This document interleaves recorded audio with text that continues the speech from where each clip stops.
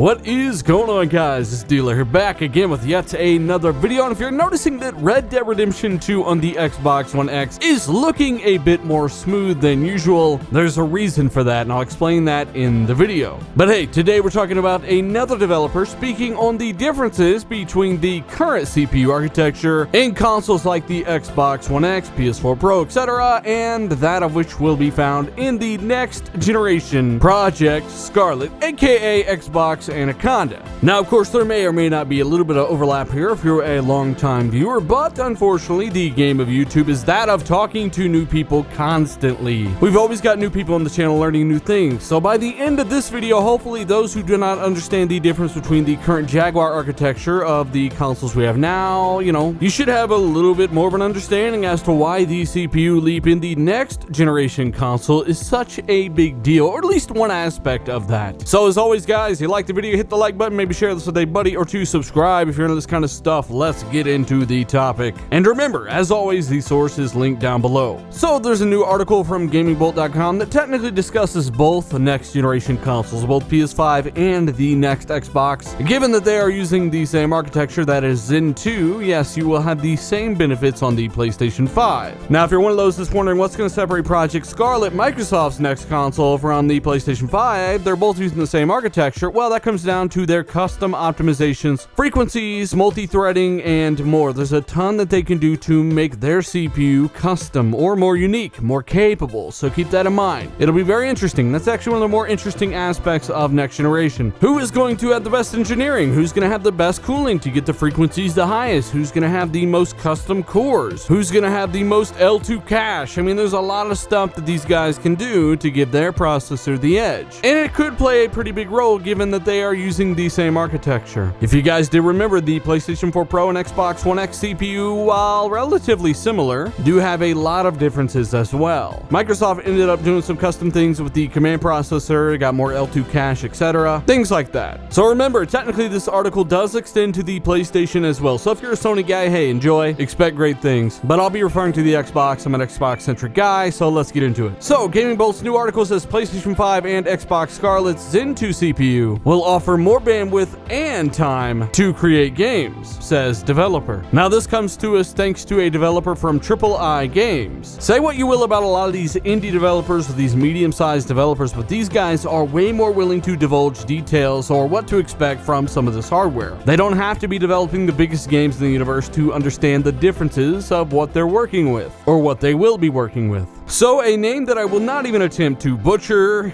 says the following when referring to next generation hardware. He says, since we are a fully 3D game that has large worlds and several characters, a lot of our time is spent in graphics and CPU optimization. He says we wish to deliver a fluid and crisp 1080p 60 FPS experience on all consoles. I don't know about you, but I'm thinking the next generation Xbox Scarlett will definitely do better than 1080p 60 FPS. I think it's just being kind of general here. He says for a fully 3D game with large worlds, some of which have gameplay spanning over multiple hours, this is a big challenge. Our CPU optimizations include processing the AI that we need to, thus limiting the scope, awareness of entities so they only process what they need to, physics optimizations, etc. Our graphics optimizations involve pooling expensive assets. By expensive, he's referring to the hardware budget. How much juice do you have to work with here? This means batching smaller and smaller meshes using common textures to avoid having too many draw calls. For instance, baking the lighting wherever they can, hand optimizing the shaders for different consoles, etc. Now, just so you know, he just listed off a lot of things that they have to do right now just to get the game running properly on current systems. And by draw calls, he means how many tasks, how many commands the CPU has to send out. If they can reduce the amount of these, they have more left over to do other things. For instance, raise the frame rate. So if they can reduce the amount of these that are required to do certain physics tasks or AI tasks, they can have more left over for frame rate overhead or to put into things like physics, etc. And when you bake the lighting into an environment, you are basically placing static light. This light is not dynamic, it does not react dynamically. Your character cannot influence or shape the lighting in any way. It is what it is. It's there. Think of it like a painting. They have painted this light in, so there is no processing needed. It's there by default. default, whereas dynamic lighting can change based off of your position, things that are occluding that light, and more. Now he says for us, a better CPU and GPU would mean that we would have the luxury to spend more time creating the game. He says, my background is in engineering, and while I enjoy a lot of this optimization, as a game designer I would much rather spend more time on the building and iterating. Incorporating more ideas could make the game better. He says, I fully expect that for our future games. We will have more bandwidth in our schedule. So as I said before, the Red Dead Redemption 2 footage running on Xbox One X here is obviously at 30 frames per second, but if you're paying attention or have a capable display, you notice that it is much more smooth than usual. This is because I have interpolated it up to 60 FPS, or an effective 60 FPS. Might not be quite as smooth, you might see some extra juddering, but at the end of the day, it'll come off more fluid. And having more CPU overhead, having more bandwidth, could have made Red Dead Redemption look like this by default. Not only would you have had higher frame rates on a game like Red Dead 2, an open world masterpiece in terms of